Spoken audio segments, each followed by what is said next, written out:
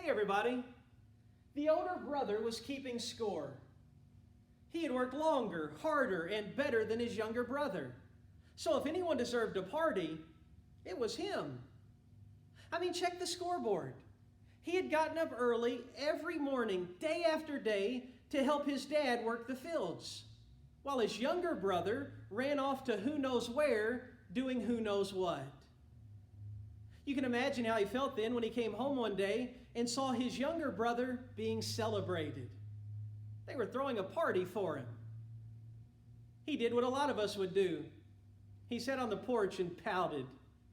Notice what he said to his father when he came outside. "Look, these many years I have served you, and I never disobeyed your command. Yet you never gave me a young goat that I might celebrate with my friends." He said, "Dad, check the scoreboard. I've worked longer and done more. And yet you're throwing a party for this bum, a guy who has done absolutely nothing to deserve it." And you know what? He was right about that. His younger brother didn't deserve a party. A lashing maybe, a lecture certainly, but not a party. He had taken his part of the inheritance and gone off to a foreign country where he squandered it on loose living. He had even gone to work for Gentiles feeding pigs. He didn't deserve a party. But here's what the older brother failed to realize. He didn't deserve his father's favor either. Let me ask you a question. Which sin is greater, sins of the flesh or sins of the heart?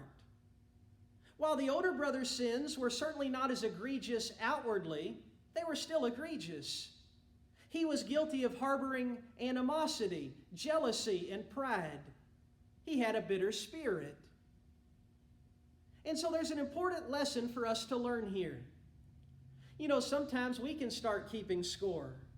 Sometimes we can start thinking that we deserve more than others. And we forget that we need God's grace as much as they do. I would encourage you, never find yourself resenting God's grace. Relish it, rejoice in it, because we all need it more than we could ever know.